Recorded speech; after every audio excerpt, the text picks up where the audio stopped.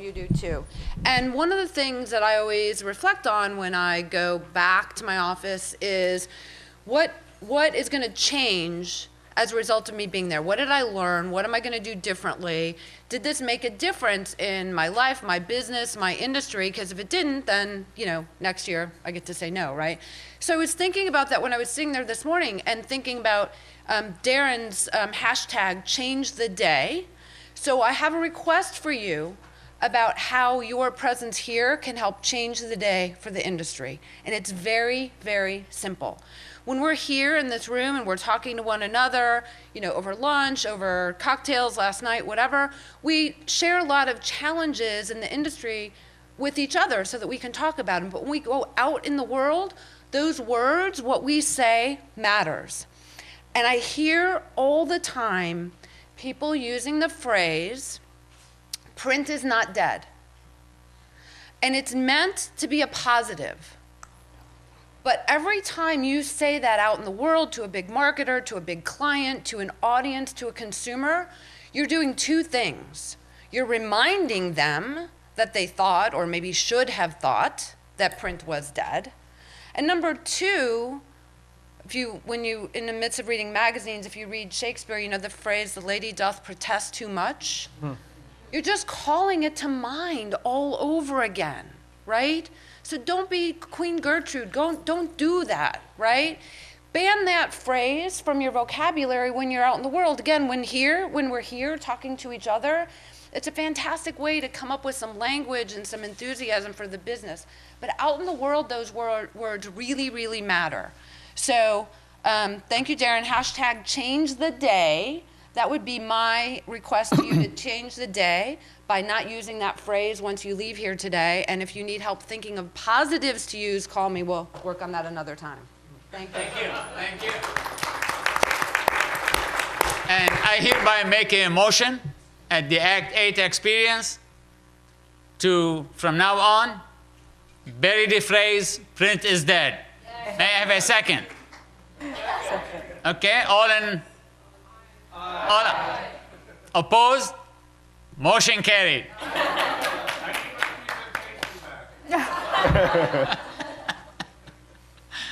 Thank you, Linda. Hi,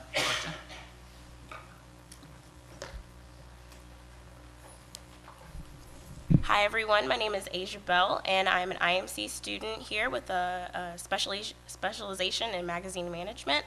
I have the pleasure of introducing our next presenter. Mr. Jim Elliott is the founder and president of James G. Elliott Company, a sales operation. I had the opportunity to pick up Mr. Elliott from the airport, so I can honestly say he is great company.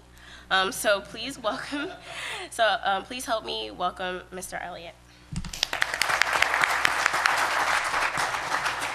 Thank you, Aja. I'm delighted to be here. I've been at 7 of the last 8 and sponsored all 8. I missed one because I was en route and had a kidney stone. The following year, Bo Sachs had the same thing. So I hope none of you get a kidney stone. Daren, I think you should change seats. Yes. I knew you were going there. This panel is about making money in magazines and the magazine medium. Yesterday, we listened to a number of great speakers. The night before, we also did. We listened to Sebastian talking about how to find advantage in a market that's changing. We listened to some interesting information about newsstand and subscriptions. I want to second what Linda said. I'm so tired of hearing this. And I run a business, and we do pretty good volume, and the majority of it is in print, although we have a lot of digital, and digital is not quite as valuable, I don't think, yet, or ever. This is just another medium. I'm an old media director. And when cable television came to be, everyone said that regular television was going out of business. Guess what? Cable's doing fine. This is all malarkey. So anyway, with that said, I want to read a few sentences, speaking of not fake news, Media Radar, Todd at Media Radar, was unable to come to this. But he did some quotes inside your program. If you want to read them, they're pretty interesting. There were 28,000 advertisers who increased their print ad pages in 2017 versus 2016. The increase was 80,000 pages, an average increase of almost 3 pages per advertiser. In addition, there were 67,000 new advertisers in consumer magazines in 2017. Both new brands and new line extensions are including print in their ad schedules. These new advertisers placed over 100,000 pages. Now, it's interesting. Brands investing in print marketing are really doing well. An example of that is in the fashion, with fashion brands that have a print ad concentration and those outperform those that do not. 87% of those companies that also advertise in print are up this year. And that compares to 55% in the industry as a whole. Another quote from Todd at Media Radar is that not every .com relies on digital to market their products. Some of the biggest turn to print. For instance, Salesforce. It's an $84 billion company. And do you know where they spend most of their money? Not television, not digital, print. I think that's pretty interesting. Industries like pharma, chemical, tobacco have a disproportionate spend in print. Pharmaceutical brands, for instance, they spend the most in television. It's true. But the second spend is in magazines, over $3 billion. So with that as a backdrop, I'm delighted to have on this panel 2 folks that you've already heard from. You heard from Bonnie, President and CEO of Trusted Media Brands. I'm kind of hoping that maybe she'll give me a purple cow. And Daren, Vice President, Publisher of Martha Stewart Living, who really needs to have a little more energy in his talk. In addition, I'd like to introduce to the audience Kevin Novak, who is the CEO, founder, and chief strategist for a company called 2040 Digital. It's located in Washington. Kevin is an expert on helping organizations find their place in the digital world, and he's won the Webby Award 4 times from the International Academy of Digital Arts and Science. Previously, he worked for a tiny little organization called the Library of Congress, where he was the chief digital officer. He is a faculty member of the University of Maryland and also the incoming president, volunteer president of Connective, which is the business, it is similar to the MPA, but on the business-to-business side of this industry. I'm also pleased to introduce John Thomas, who is the executive vice president of Sussex Publishing and the publisher of Psychology Today. John has worked on a number of publications before he joined Sussex, including Rolling Stone, Town & Country, Victoria, Esquire, Elle, and he was an entrepreneur. He launched his own magazine successfully. Psychology Today has a special place in my heart, and it was one of my first clients early on when I started my business 34 years ago. The way we're going to organize this panel is, and I'm going to give John some airtime to tell us a little bit more about what he does at Sussex and Psychology Today, and then I'm going to turn to Kevin to do the same, maybe 5-10 minutes, and then we will go to questions and answers. So, John, would you like to start? Sure. Hey, everyone. So I'm John Thomas, and I am the publisher of Psychology Today, and have been that for, well, it will be 10 years this next October, I think. And it's really unlike any other place, as was just read to you, places I'd I've been. And when I first got to Psychology Today, it was really my intention, and my contract was just for a 2-year period because there was something else I was going to do. But then, 10 years later, I'm still here and and thrilled by it. It is such a unique place. So many people. How many of you read it? Or okay, 3 of you. Good. So there's so many people that think of it as a trade book or a something that is used just in schools, but it's a consumer magazine and has been around for 50 years. In fact, we just celebrated our 50th anniversary. And in typical Psychology Today fashion, not with a lot of hoopla and parties. It's just not our style. That's not and you'll hear me maybe say this a few times, the lens with which we view things and project ourselves. It's has had really a phenomenal growth in the past 12 years, I would say, because of an introduction of our directories, which have really enabled us to do so many other things on the content front. We have a directory, actually 2 substantial ones, but our main one is our therapy directory. And I don't know how many of you have ever sought out a psychologist or a psychiatrist online, but chances are, if you have, or if you've Googled one, for a friend even,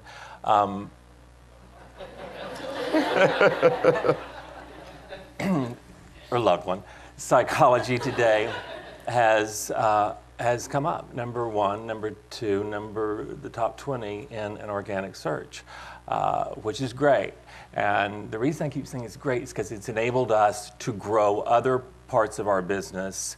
Because let me just tell you, each one of the therapists in our directory pay, I think, about $40 a month, and we have 160,000 of them.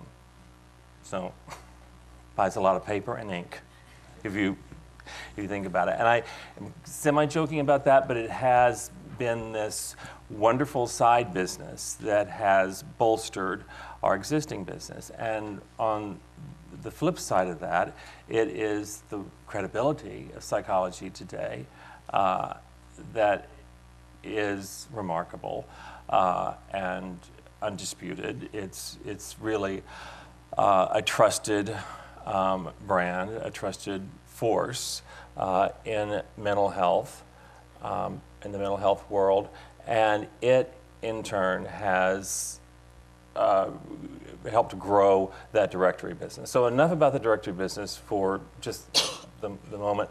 Our website is now, we're at 60 million page views a month, and we have 13.7 million unique visitors. So that's pretty substantial. It's doing well, and we're constantly invigorating that business with new forms of content. We just went through a big redesign. Our magazine is 6 times a year, and which, for the nature of what we are, works for us. We don't really need to, we're not time-stamped, for instance. We don't put movie stars on the cover, although many would qualify. So the shelf, and it was designed to have this prolonged life on a newsstand and in someone's home. Our covers hopefully don't fatigue themselves. They're designed specifically not to. Again, they're not time-stamped or pegged to any event or political movement or anything like that. So we're doing well there. I did have to, I'll be perfectly honest, we dropped rate base this year for the first time in 3 years, and only slightly. We just saw a shift in our newsstand sales, and we're honest engines about it, and so it hasn't been a big deal in terms of our advertisers support. We're growing new categories all the time in our advertising sales, and in some areas I didn't even predict would be such a boon for us. For instance, the rehab business has, I mean, you have no idea. We started off with 1 or 2 of these rehab centers, and now we are their go-to place. And I'll tell you the reason why. Circling back to our credibility, to be honest, that's an industry that could use some.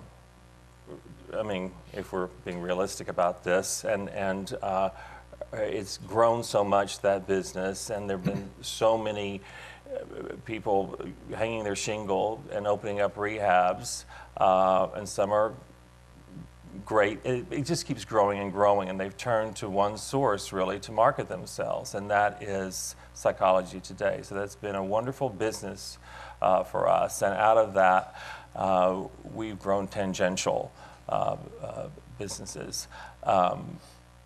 So the main thing that I think has kept us going and going strong is remembering and who we are and the message that we send. And it really is so simple. It's everyone's favorite subject, and that's, what is it? Themselves, right?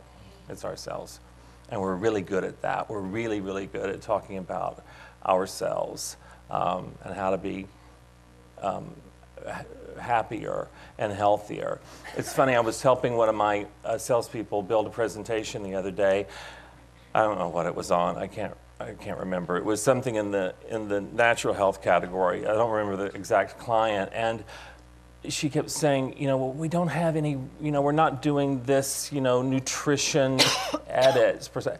And it doesn't, that's not how we tell our story. That's not how our readers get the message. We don't, I always, I find it in my own head helpful to equate what we're doing to what someone else has done. Vanity Fair sells a lot of fragrance ads and a lot of fashion ads. There's not any fragrance edit, right? Or really any fashion edit, but it's that luxe life that's promoted in every single page that does that job for them. So we're doing that with how to be your best self, not told in the same way that other remarkable magazines do. Martha being one, Oprah does a fantastic job with that, as well as the Real Health magazines. But we're getting that business. We're getting all of the premier natural health brands supporting us in our own way by saying our own story. So that's kind of a overview of what we are and what we do. Thank you, John. That was terrific. Kevin? Good morning. Actually, it is still morning, right? Yeah, I think so. So I run 2040 Digital, and I want to put out a couple comments first and foremost, is that our view is that every organization is unique. That a cookie cutter approach, because Joe has done something down the street, should not be what a publisher, an association, or an association publisher, which is our primary constituency, should do. We flavor digital transformation to respect that everything is about humans and human behaviors, and that we, as ourselves, are many different people throughout the day, depending on what companies we're aligning with or who we're interacting with. There is not necessarily consistency, which may lead us to be as crazy and read your magazine. And attempt to represent digital transformation in organizations that it is not the technology. Technology enables. It is understanding the human behaviors. It is collecting the data. It is transforming your marketing and communications to be more effective, respecting that there is a huge print audience in this audience's interest, but that does indeed transition online, and there are many different opportunities. When that does transition online, that is not the print model that is the opportunity to collect and intimately understand those audience segments, how they interact, who they are, how you need to speak very directly to them. That it results both in data collection, but also with new solutions like marketing automation. So your website is not just your website. It is not a collection of 10 pages, 20 pages, or 30 pages, all represented to one audience. It is using very directive audience engagement flows to speak directly to who those people are in that moment with you and your products. Traditional marketing, respecting that I teach a course. I have a problem teaching a course in traditional marketing because everything indeed has changed. And our behaviors, because of digital, have changed. One of the things I focus a 3-hour lecture on is technological determinism and how it is very much chicken or an egg as to whether the technology is driving us, or we are developing the technology because we've always had that particular perspective or desire. And that has to be noted with any company who is seeking to engage digitally and collecting that data, not from surveys. Surveys is biased in that you have put forward 10 or 20 questions, you've put radio buttons in, you've put check boxes or any other method, and you're in essence structuring exactly what you expect to get back. You have limited the opportunity to actually understand. We're humans, we're very lazy, so even if you have an other box for us to type something in, we're not going to type that in. Many organizations give a $25 Amazon gift certificate. Well, reward, you're going to get some level of response, regardless if someone had an opinion or not. They're going to check a box because they want to be entered in the $25 gift certificate drawing, or to immediately get that after they submit the survey. In contrast, what digital offers you in becoming data-oriented and tracking all these behaviors is a very intimate understanding of what people actually do. Because, again, back to the survey bias, what we do and what we say when we talk about ourselves is not necessarily actually what we do. And the what we do is critical to any business these days and understanding that. In context, a lot of the work that we do is medical, and I guess in a way it's your competitor, American Psychological Association. Huge publisher, $80 million organization. And in context of this audience, one of the, and to contradict Jim in some ways, what they were experiencing is their print advertisers were dropping off 25% per quarter a couple years ago. And they knew they needed to become more fluent in digital, and particularly to be able to speak to that marketplace. And so we built a digital advertising plan and strategy for them that over time allows them to become more sophisticated. Not sophisticated for themselves, but because the advertisers are becoming more sophisticated. I run a council of CMOs which represent American Express, Charles Schwab, Kaiser Permanente, and others. These people get together twice a year.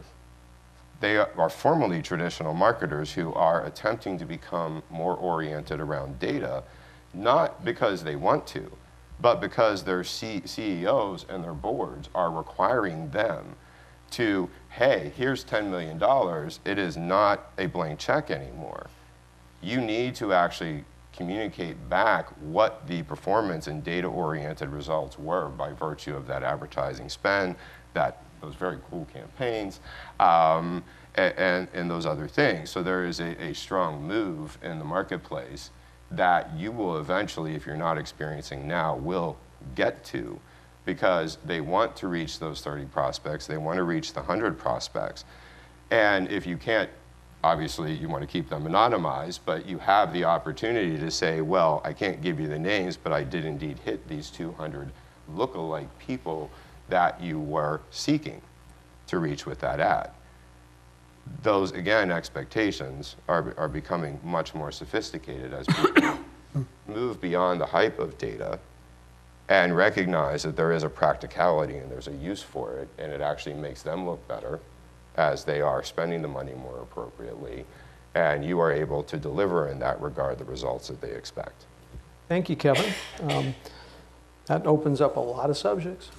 But I want to start by, Bonnie, you've turned a company around, and you have, you're looking forward. And the question is, when you look forward, you, like I'm sure all of us, have limited resources. And as you look forward, how do you pick possible new products or acquisitions or whatever you would do? So it's a totally different mindset shift to go from being a fixer to being a grower. And I do feel like this past year has been that transition of changing what I would call share of mind. So are you talking all the time about what you fixed, or are you talking about how you're trying to grow?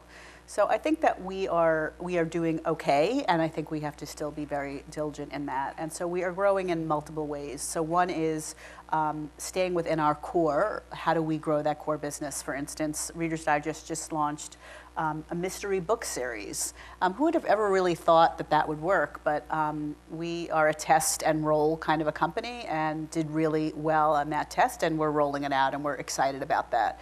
So that may not be the most innovative thing, but it is kind of incredible that in today's day and age that we can launch a new book series.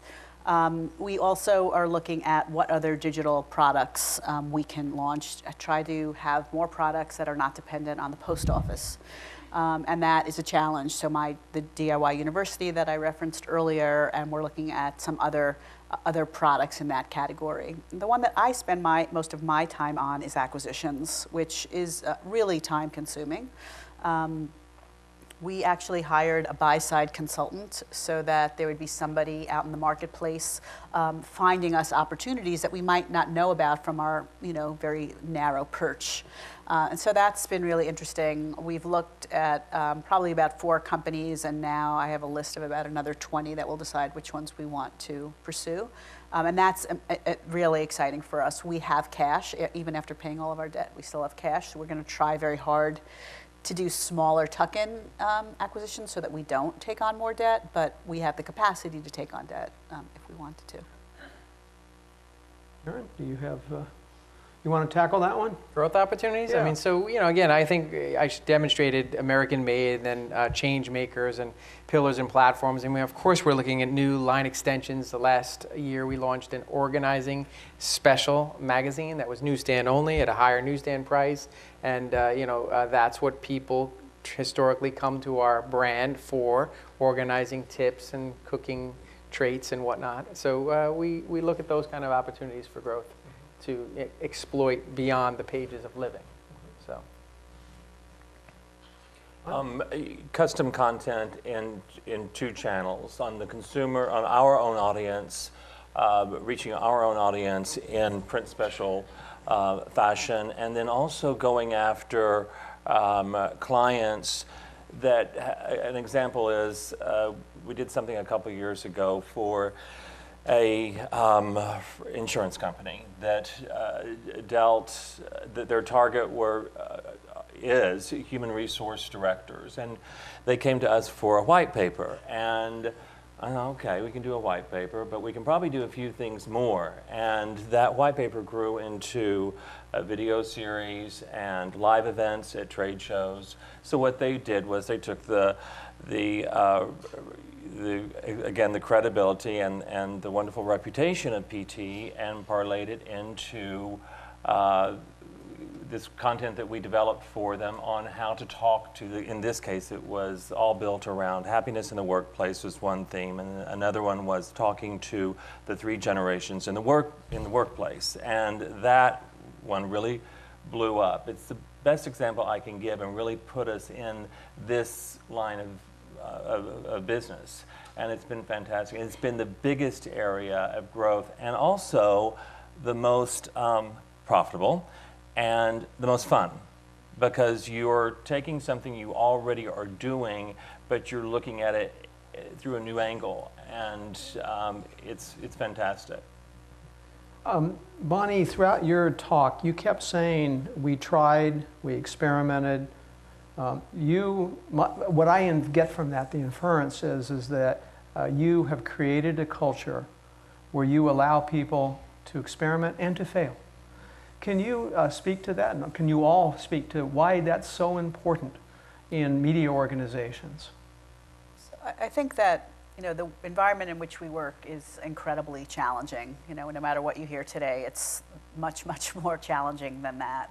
The way consumers are spending their money and their time, and so you can have a very beloved brand and not, be able to grow it. And so I think that if that is the reality that you live in, you really need to be encouraging and supporting people to push the envelope on different sorts of things. We are a very metric-driven company, right? Reader's Digest was the original database marketer in the United States. And so we always had that mentality of test and learn. And so I think what we've tried to do is to expand that beyond not only did the poll for that direct mail piece go, but, how did that, you went out to market with that new ad pitch, did that work? And I think what we're seeing is people are coming up with ideas like the mystery book series, which is just kind of, okay, great, go test it. But I am, as I said in my speech, when people share with me what they failed on, I do thank them. Mm-hmm. Because if everything works, then they're really not working hard enough. And I think we all have to embrace that as a culture, because otherwise you're just going to be doing the same things again and again and again. Anyone else like to comment on that? Yeah, I'll hit on that for a couple reasons. And again, technology is a great enabler. And what is often the most important thing that you just hit on is the openness to fail, because it's also about, it relates directly to people, processes, and the culture. And the culture needs to be able to innovate, because based on the change in consumer behaviors, when the average is 50 minutes a day on Facebook, an hour on notifications, 30 minutes on Twitter. And we have a great example over there, because we talked yesterday about the amount of social media engagement. People are consuming that, and when you step back, you wonder how much time they actually have. They have these opportunities to engage, and often engage in more intimate ways, but there is also an increase in the amount of choice. And so to a newsstand, there was limited choice in many ways. There were 12 TV stations back in the 40s. There were a dozen radio stations. Now combined, there are 16,000. That is an incredible amount of choice for a very limited amount of a consumer's attention span. You have hectic lives because of consuming all those notifications, because you now have that very active communication coming at you. In that regard, long-winded way to say that a company does need to be innovative, and a company does need to have the acceptance to fail and to recognize who they are in the marketplace and try to become one of those elements of choice. And if you don't do that today with things moving as rapidly as they are, I always put forward a very scary comment that you may not be in business 5 years from now. It is happening that quickly. And I joked the other night about the bags under my eyes about being intimately in this space and the need to constantly keep ahead of all the new opportunities and all the new changes, all the new technologies and platforms that are coming down. Again, because it is indeed happening that rapidly, we as consumers are changing as rapidly as the opportunities are as well. Sure. Okay, I'll just give you one quick on, if you're in sales, you fail every day, right? We fail often. We lose more. Hopefully we win more than we lose. But every day we're tackling, different clients' objectives. So we fail often. And when we collaborate with our marketing team and our content leader team, we want to debrief and say, why didn't we win that business, X, Y, and Z? Or if we were to go out again and do a custom unit for a market, I'll give you for example. We did one a couple years ago. We did an advent calendar for a marketer, and we mocked it up, and the client bought it, and we ran it in the magazine, and when we received the magazine, doors on the advent calendar were too tightly packed. It was hard to open. You almost needed an X-Acto knife. So that was a failure. It worked, if you jiggled with it, got it open, the marketer was pleased with it. But from our perspective, we wouldn't do that again. So we learned we need a heavier stock card. We need to learn from that. But again, from the sales perspective, I know there's different stakes here for our stakeholders, but we fail every day and we don't win business.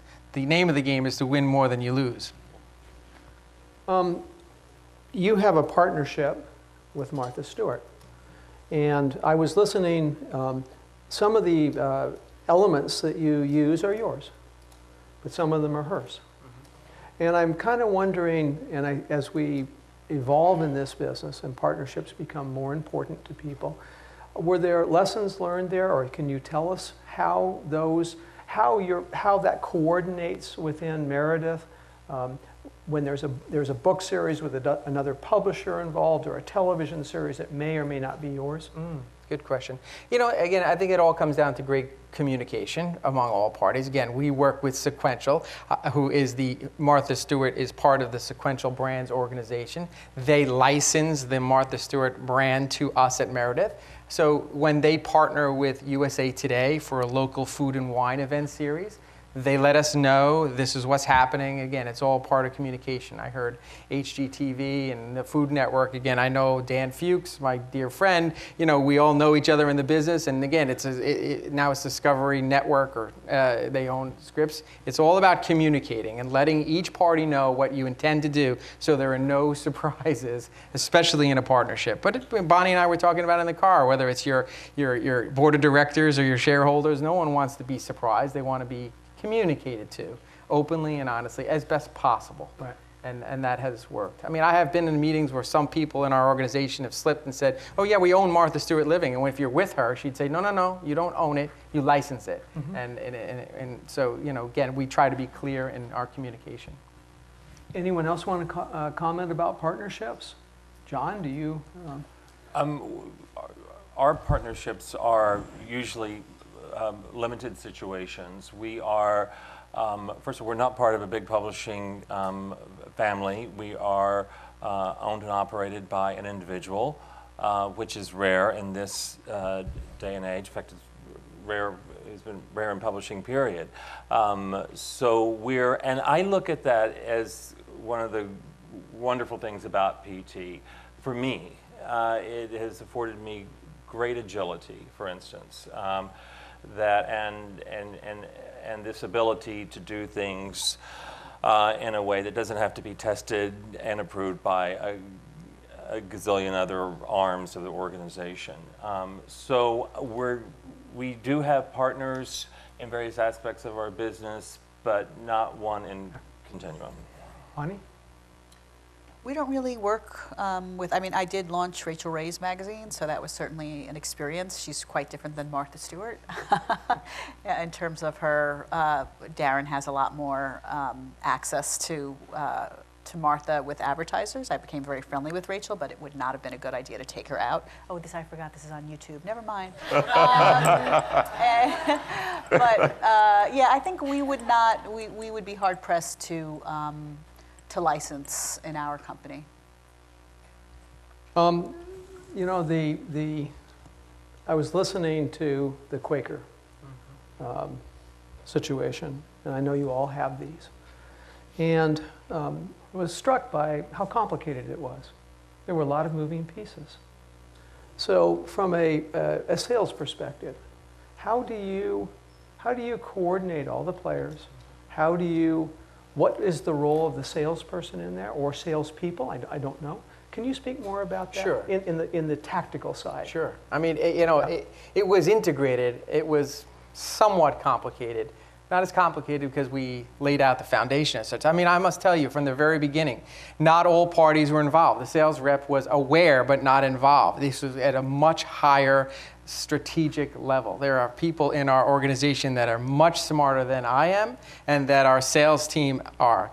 Sorry, team, if you hear that. So we tapped those individuals initially to get us to a place where we felt we had the right idea to pitch to the clients, and that involved people from different disciplines. Again, sometimes you need to look at a challenge through different colored glasses, but we also had someone, Vanessa, in our marketing team, anchor it to the Martha Stewart brand. So she was always present, but we touched different groups to find out how that would come together. And honestly, I was saying to someone earlier, we had to go to Chicago. Of course, there would have been a band of individuals. Everyone wanted to go on the pitch and be part of this rah-rah. We're all sales people. We wanted to win and be there, when we closed the deal because we felt passionate about our idea.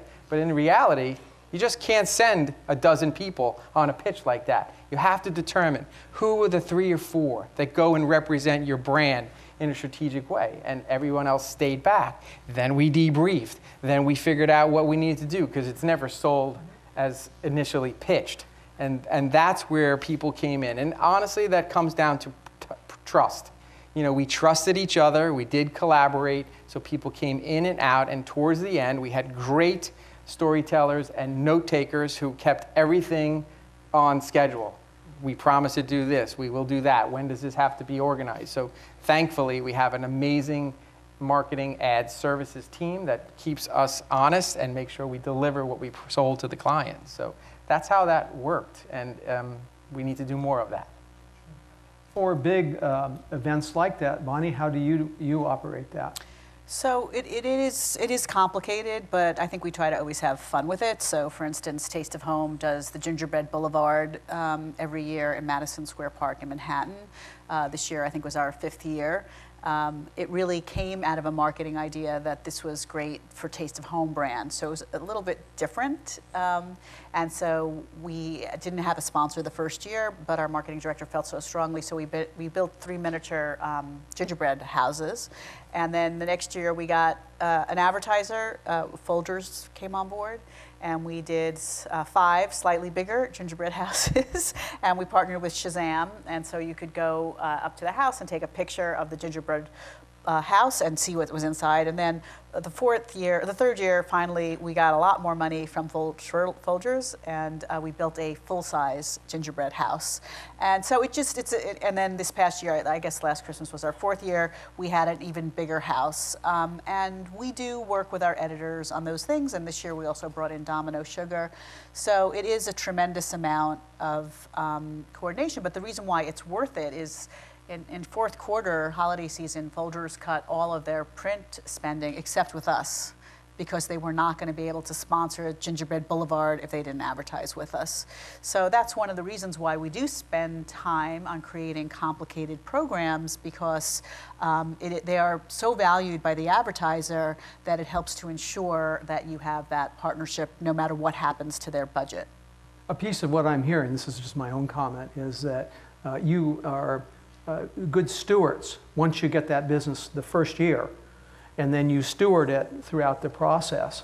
Absolutely. And if you don't, so many people don't, by the way. Right. Yeah. No, I mean, so when we go, we are the official Christmas tree lighters at the park, and we are giving everyone out Folgers coffee to drink. So we're doing whatever we can to make it a live experience for Folgers. We have about 350,000 visitors in 2 weeks, so it's very high impact for them.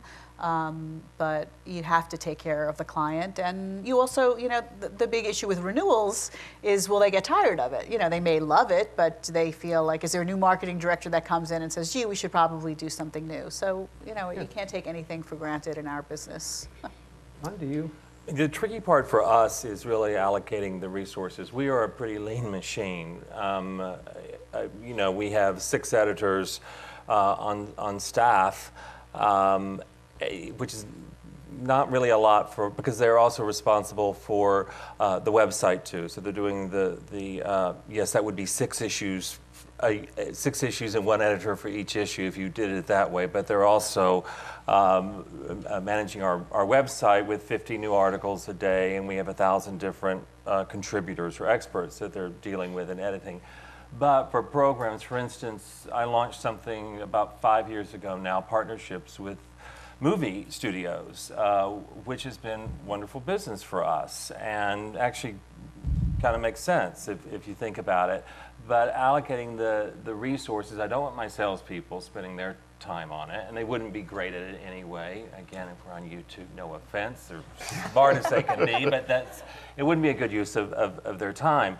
So it gets tricky, but I make it happen because it's a win-win situation. It's great for us as a brand, and we're really doing a job for these movie studios where we'll go in and we'll help them open a film with panel discussions and experts and psychologists, and then the stars of the film who feel extra smart because they're with, you know, all these shrink-a-dinks, and it's everyone wins. But it's very tricky in terms of the limited staff I have. I would say salespeople are great storytellers, but journalists and marketers are great writers and content creators. So, you know, there's the difference, you know, so that's why we kept the sellers out initially. True, and you want them selling. So once it's sold, you want them out there selling more and not worrying about, you know, the minutia that goes into helping produce this content or this event, or, you know, you want them out there selling.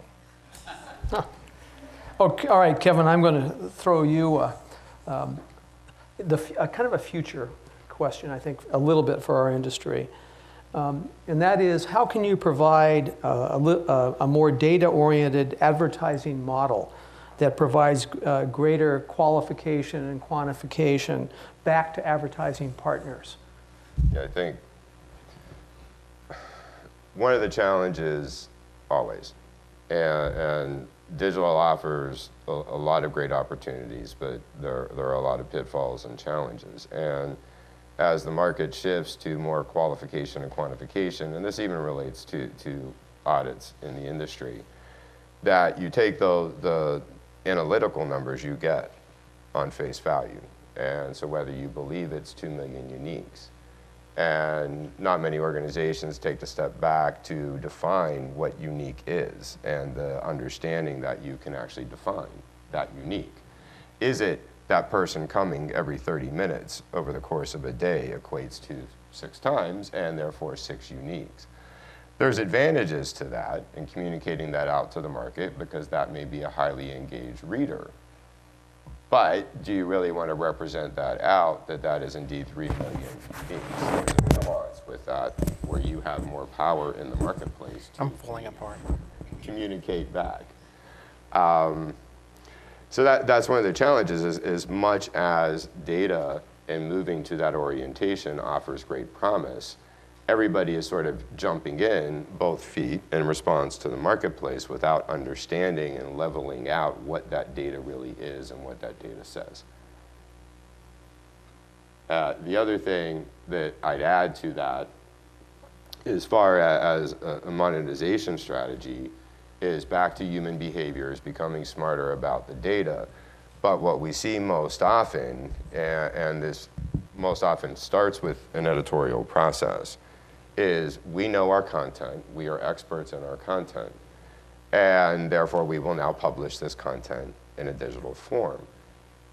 From a print magazine perspective, when that story is published, you obviously cannot go back and edit it.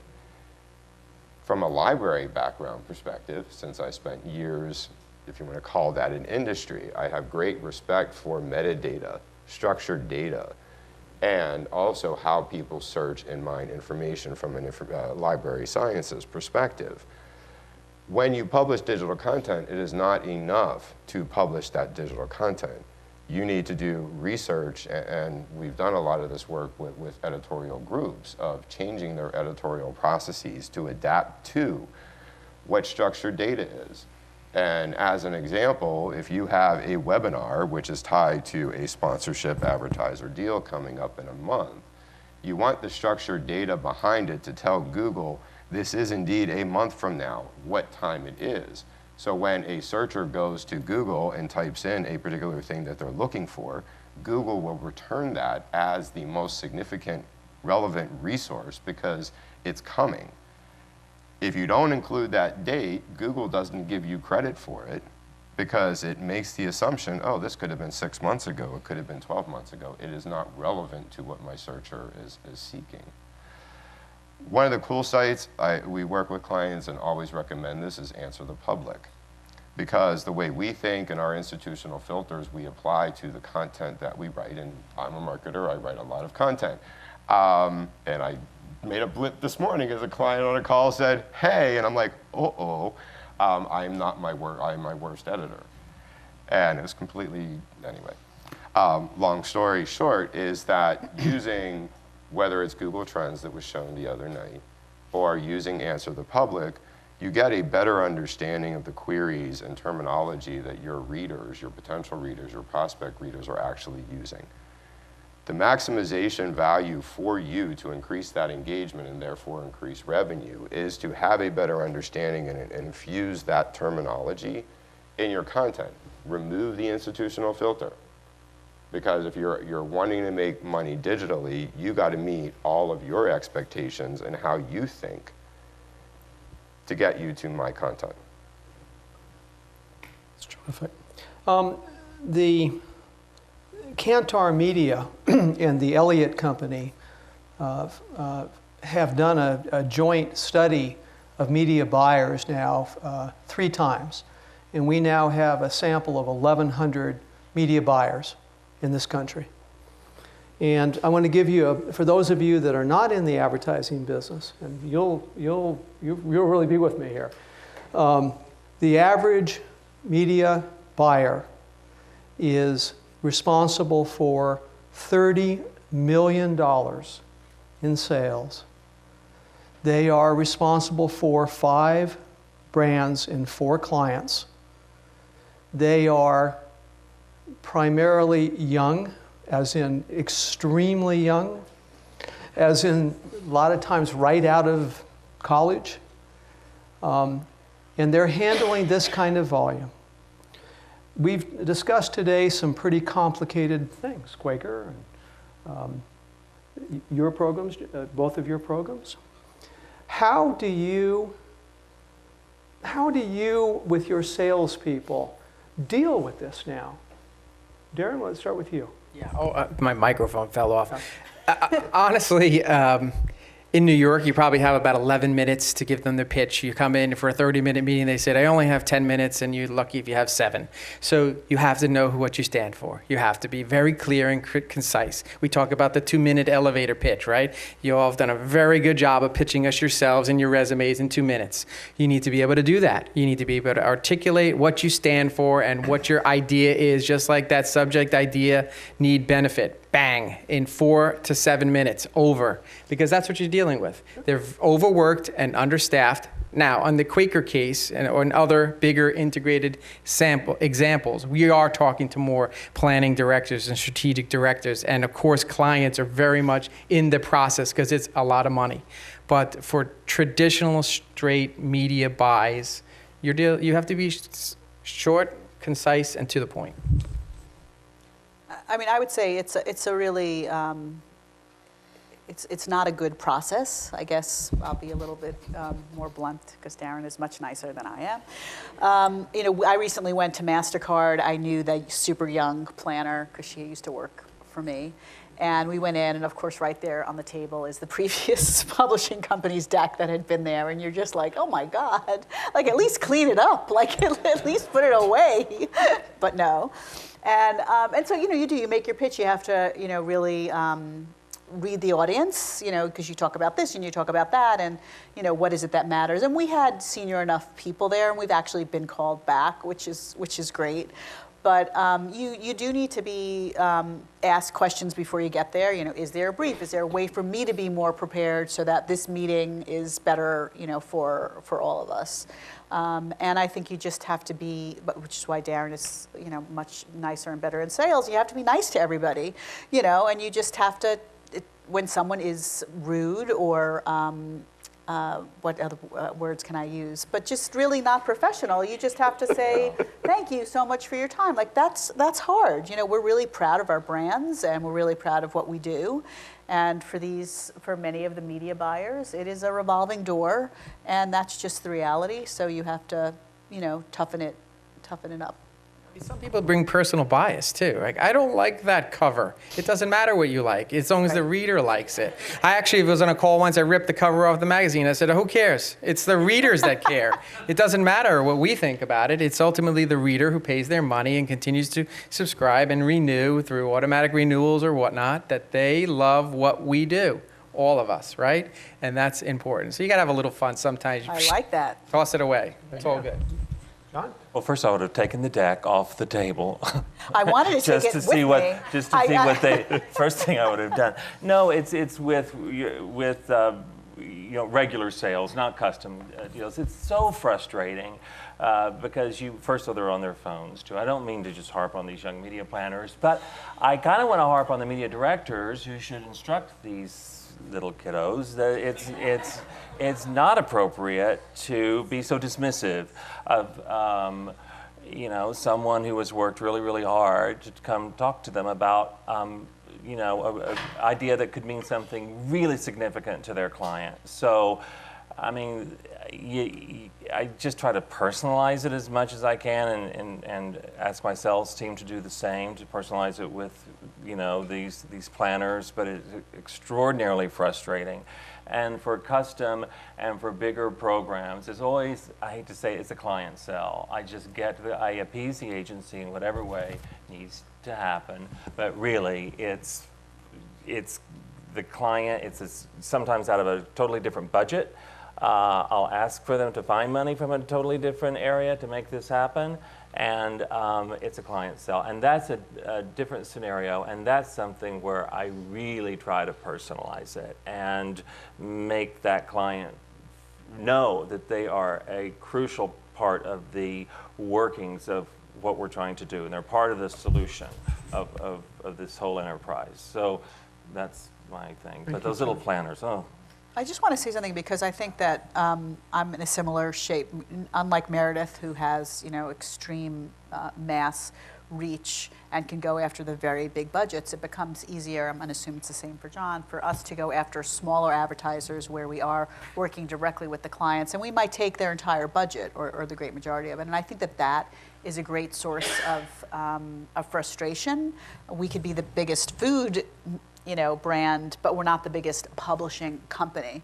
And so I think that's what I know in our shop, we really wrestle with, because we don't have those big corporate deals, because we don't have that kind of reach in comparison. But that's where I would suggest that there needs to be a change. And to the point on the kiddo and the growing sophistication, and those, there is a younger set that you're probably interacting with that has a deeper knowledge of the potential and opportunities, channels, the inner workings of the channels to understand what is and isn't going to resonate. So it's not an ephemeral kind of, we have this great brand. You need to get a little more tactical and ability to qualify and quantify what you're going to bring to the table in that regard. And I suggest even at a large company level that is happening because those people who work in those companies are being pressured in that regard. And to the point on the other night about the invalid traffic related to advertising, as much as a lot of cookies were put into that cookie jar, now with more sophisticated data and reporting, people are getting smarter and requiring people to dance more through hoops and be more directive. We have a question from, guess who? Bo Sachs. So it's not a question, it's a comment, and I think it's really important for the students, but part of the discussion, this is nothing new. This problem has existed since I started, well, way before, but my first magazine was 1994. It existed then exactly the same way it exists now. True, very true. I think, yes, Bo, you're right. It's getting worse. I'm a former media director, and for every $1 million, I had 2 assistant planners on every $1 million. I repeat what I said before. I think it's 32 million. I agree, Bo, but it's getting worse. Yeah, it's really getting worse. I mean, what do Well, you as media experts, Yeah. as media industry leaders, what do you propose as a solution for this problem? is to go directly to the clients, because the agencies are under extraordinary pressure, right? If we want to be a little sensitive to the agencies, right? They are not staffed properly, and they look to go an easier route. So we all are responsible for going direct to clients, so that we can, in fact, sell our proposition appropriately. But that's dangerous too, because you can anger the agency. That's the big True. threat with that. I mean, I would love to go only to the client. I would say, though, there's the managing directors on every piece of business. Yes, there's the media team, but there's also managing directors. And those managing directors, he or she, it's their job to make sure their client is getting the great service, right? So we spend a lot of our time with managing directors, because they go home every night thinking, if I lose this client, I could be out of a job. So they're always looking for innovative ideas. So we need to spend a part of our time with managing directors. It's got, again, it comes down to trust. If you have a relationship, that's important. We nurture that. We don't want to have, brand new sellers and marketers on our team. We need to have people who are experienced, who can share their insights, but also those that go out and party at, till 10:30 at night at a concert. So it's a balance. But I want to bring up a B2B element. And the trend within that industry segment is to begin representing former publishers as data and technology companies. I'll use Hanley Wood and Source Media as two examples, who have completely changed their representation to the marketplace and are now saying, yeah, we have great content, but we leverage that great content in order to give you this data back and qualify the results. We do audience segmentation. We have this very detailed understanding of the marketplace, therefore we can reach. And that is very data oriented. They're putting out all of those different analytics in order to win that business. And again, de-emphasizing that they are, in essence, a content company. Yes.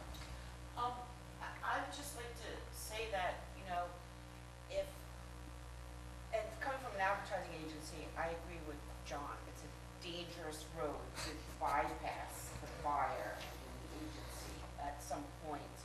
That can come back to haunt you. But what I would say is that I hear people pitching all the time, and what I understand is that they personalize it for the product or the thing, the audience that they're trying to sell, but they don't personalize it for the person they're actually talking to. So if you guys are going in with, we've got a magazine and this is our audience and we've got ads for you and this is how it benefits you, they're hearing that from every other person. So how can you relate what you're saying to this buyer that they emotionally connect to it, that they're willing to take it up the food chain because it can benefit them? That's the thing about the millennials that I think, based on this discussion, is being missed, unless you just get that in depth into it, is it's about them. It's not about their clients. It's about how can you tell them what you have is something that can benefit them by bringing it to somebody else. It's a new idea. This is progressive. This has never been done before. This will create a lot of buzz if you're the one who's going to do it. Great job. And then you might have a different reaction. There's, I was going to go to the fact that there's all this talk about native advertising. And with some companies, that has also gone into brand studio work. My client, the American Chemical Society, has put 13 people on this project, which cuts across silos. Is that not a way to break through some of this? Definitely. Bonnie? Yeah, no, native advertising is very important to us. You think it's going to last?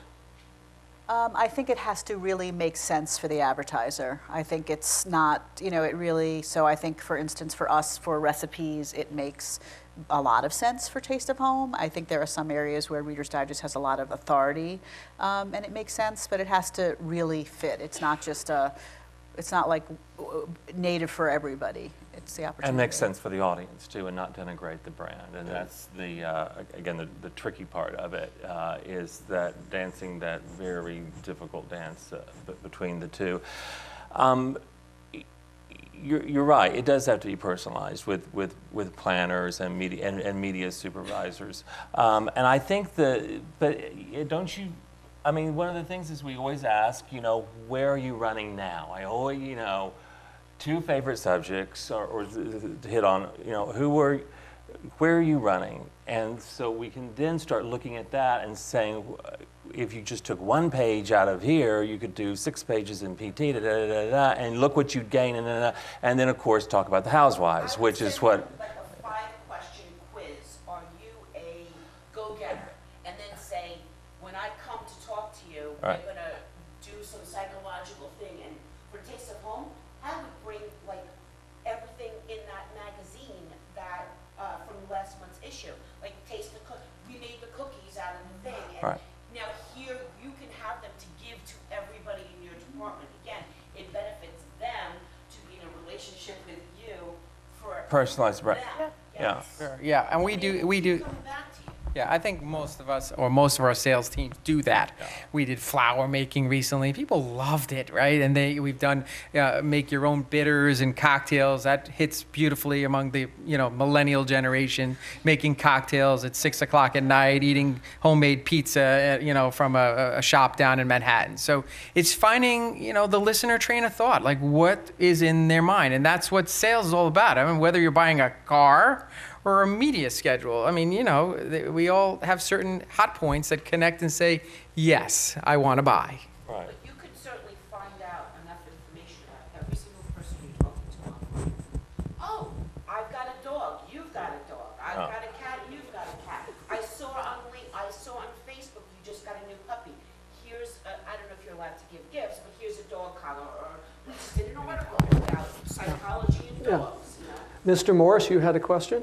Yeah, I want to change the subject for a minute, and I want to talk about each of these 3 fine publishers that we have in front of us, about a part of the theme, print proud and digital smart. We are proud of what we do in print, certainly we've talked a lot about that, but I want to ask all of the 3 of you publishers, and Karen, I'd like you, Kevin, to comment up at last. Yes, sir. Well, 10 publishers that you're not, so that's the difference. I help them all make money, though. How digitally smart do you think your organizations are? Digital has been with us for 25 years plus about. We've all used it, experimented with it, tried to learn. We still are to some degree. But I would just like to hear your opinion of how digital, and since it's the theme of the program here, how digitally smart do you think your organization is? And what do you hope for the future? Tell us where you think you are now, and what do you hope to accomplish digitally in the future to marry with your very fine program? Well, I was just chosen to go first. That is such a great question. So I would say that we're okay digitally. I think that if I looked at the 400 employees, I would probably think that only 25% of them were really, really digital minded first, because at our core we have quite a lot of editors, and those editors have grown up in print. I think that we have moved to a content first way of writing, and so it's really about the story, and the medium in which it runs is secondary, and that has been amazing for all of our editors. So they may themselves not be so digitally proficient, but they all understand the concept of the story, and that helps, in the end, that helps digital grow too, because then we have other experts that know how to take that same story and put it out through Facebook or on the website or Pinterest, et cetera. So I think that where I feel we have a lot, so I feel good about that. Even though everyone isn't digital first or even fully digitally proficient, I would say that our content strategy is excellent. I think it's actually one of the best, because we have the same group of people creating content in all forms. So I feel very good about that. I think where we are, and it's probably because we're not an ad-driven company, right? We are a consumer-driven company. We have not been as strong on the advertising front. We just hired somebody to come and lead our ad efforts coming in from Fox Digital, and I think that that is going to make a very big difference. But I think we've struggled there, and in part because of our size. So I can't afford to have two separate sales forces, and I know that's what Hearst and Meredith have, and I look at that all the time to try to figure out how to play in that. So I think I have a lot more work to do there. And I would say the third category of marketing, we haven't really talked about circulation today, but we are very big direct mail marketers. And the mail works extremely well for us, and I'm sure that's quite a surprise. But if you think about the amount of mail that you used to have in your mailbox versus the amount of mail today, we can truly break through the clutter. And a consumer that signs up for your magazine or any of your products through the mail is a very connected customer. They've made a very serious decision, and so we like that business. And so I think there's this push-pull within my marketing group. And we do, we sell a bunch. I would say we sell probably 10% of our subscriptions digitally, but the better consumer is the direct mail consumer. And so I'm not really sure that the goal should be to be agnostic. Well, maybe it should be agnostic as in you'd go wherever your better lifetime value is. But I would say right now, the better lifetime value of a customer is a customer that comes in through direct mail. So, interesting. I think we've been pretty smart on the digital front, and maybe even more than smart. We've been strategic and careful, and by careful I mean we haven't made a bunch of stabs at various things digitally just because we see our competitive set doing those things, and we were just going to do them too. We have an advantage. I mentioned this when I was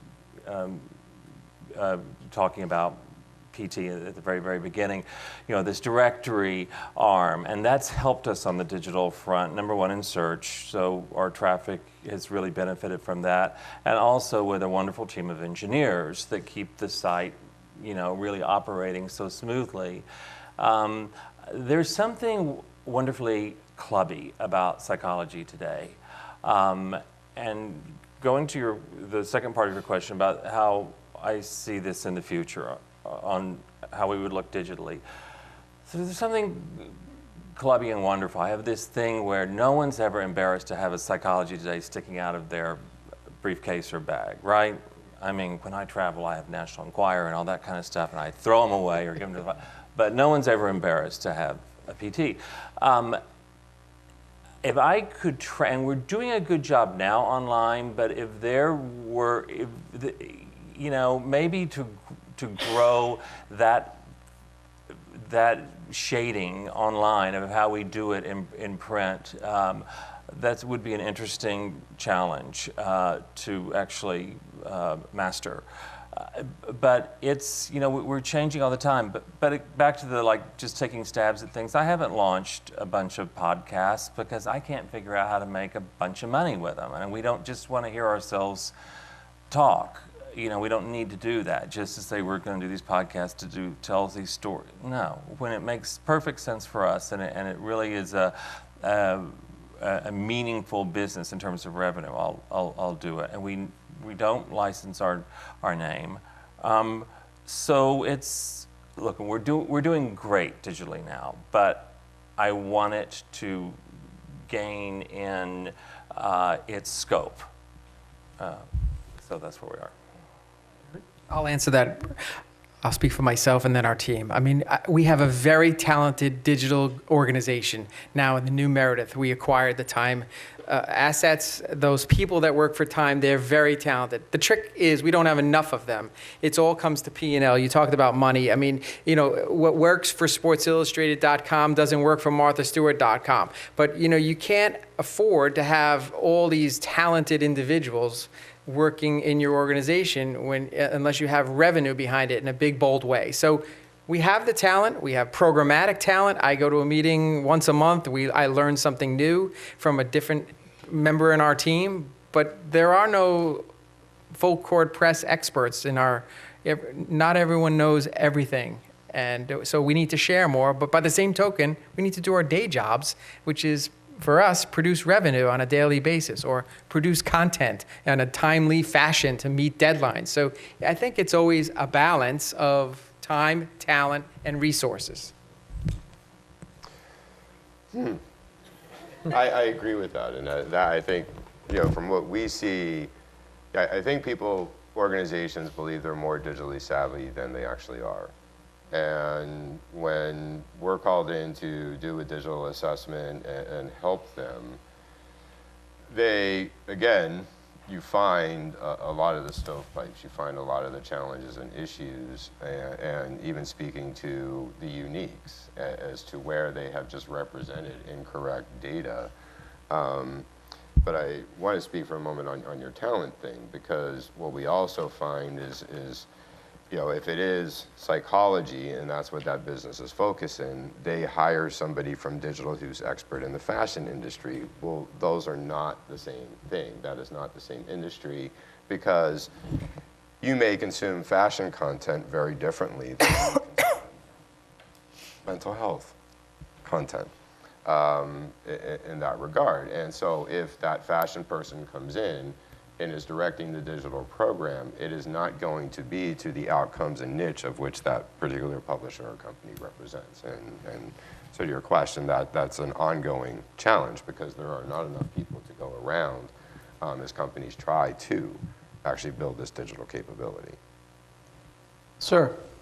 I'm curious, if we shift the gears again, what makes for compelling content? And I understand the different platforms, I understand there are different, fields of study and all that, but if you were to boil down to somebody sitting down to write for a magazine today, in terms of the craft of storytelling, right, what does that look like? What are the kinds of things? Audiences have quarter-sized attention spans, and long form, short form, and headline grabbers and all that. But what really will captivate a reader today who's got thousands of choices that will pull them into an engaging experience? Is that a print question or? Either direction. So it's a really critical question, right? Because it really is the essence of who you are. We talked about authenticity early on, and I've asked my editors-in-chief that same question, like, why does anyone need the Family Handyman magazine when I can get everything online? And my editor's answer is that, when you get the Family Handyman, you are going to read something you didn't realize you needed to know. And that's a very interesting set of words, and I think it's right on, and I think for a Taste of Home editor, it would be, I'm going to deliver you a series of recipes that all will taste perfect, and you'll know that it was picked for you in mind. And so I think that for print, in some ways, answering that question for print is even more important than it is for digital, because of so much traffic coming in from search. If you're reading the Reader's Digest, well, first of all, you couldn't read that magazine and not feel better about the world, and I think right now people are kind of desperate for that. And if you read the Reader's Digest, you will go through every emotional arc, right? You will be happy, you will be sad, you will feel a little bit smarter if you can get those word power vocabulary words. I think digitally is different, and I think digitally the conversation is much more that because so much of your traffic can come, I'm going to put newsletters aside, because in a way those newsletter people have already self-selected to be in your particular brand. But let's say your traffic is coming from search, or your traffic is coming from Facebook. I think it's much more about, how do I continue giving you more content? So let's assume that I've satisfied your search question, because I think we feel pretty good about that. So then it's, well, I want to have a deeper relationship with you than giving you that chicken recipe or giving you that knock-knock joke. And I think that's where we spend a lot more time, is to think about, how do I keep you engaged? And again, I think it's very specific to the type of content that you're giving. And then you also are informed by your data. So what does your data say? Why does this person consume 5 pages and another? But it really is our essence to answer that question. Is there a personality development or is all content unibody sounding, or does Reader's Digest have its own tone? Absolutely. Something else has its own tone? Yes. Or do we like personalities to be elevated in the voicing of content instead of just everything sounds like a WebMD sort of, unibody sounding experience? Is personality important as well? Definitely. I mean, look, this is why we hire great editors to answer that question and stay true. So for Reader's Digest, if you're going to read a story about something very sad, you're going to be empowered by the end of it to see how to get past that, right? They're not going to leave you like the world is falling apart. That's not what Reader's Digest does. I mean, Family Handyman can be a little bit quirky, and they like to make fun of themselves, and they like to share oops all the time. So that voice is critical across all of your content, for sure. Thank you, Bonnie, and great. We have to take one more question. It's from, go ahead. I have a question for Daren. We've talked a lot about trust and relationships, and why do you think Martha Stewart has been able to rehab her image so fantastically? Because my mom loves her, my grandmother loves her, and kids my age really think highly of her, and she has gone to prison. So how do you think that she's so trusted and so respected and so seen It's a afterwards? wonderful question. That's a good question. I think she just puts herself out there, right? We're all human, and she made a mistake. I've been in places with her when she's acknowledged that she made a mistake, and she learned from that experience. And I think genuinely human nature is we forgive when people acknowledge their failures, and we move forward. And I think, she hires great people that really produce authentic content, and that's what keeps her brands going. But personally, she needs to, continue to keep herself in a very good place. Thank you. That's a great answer, and I want to thank all of you for being here. I particularly want to thank the students. I hope we gave you value. And with that said, I'll turn it over to Samir. The question that most of you have been asking about those kiddos, stick around until after lunch at 1 o'clock. Marissa Davis from NNI. She's the director of the product marketing, MNI Targeted Media Inc., now part of the Meredith Corporation, is going to present for us about Generation Z, who they are and what they mean to your brand. And MNI have teamed up with the Magazine Innovation Center here and Purdue University, and they did this study based on the students at Ole Miss, all our 20-some thousand students, and another 30,000, I think, at Purdue. And she will be revealing these results and the result of that study at 1 p.m. this afternoon.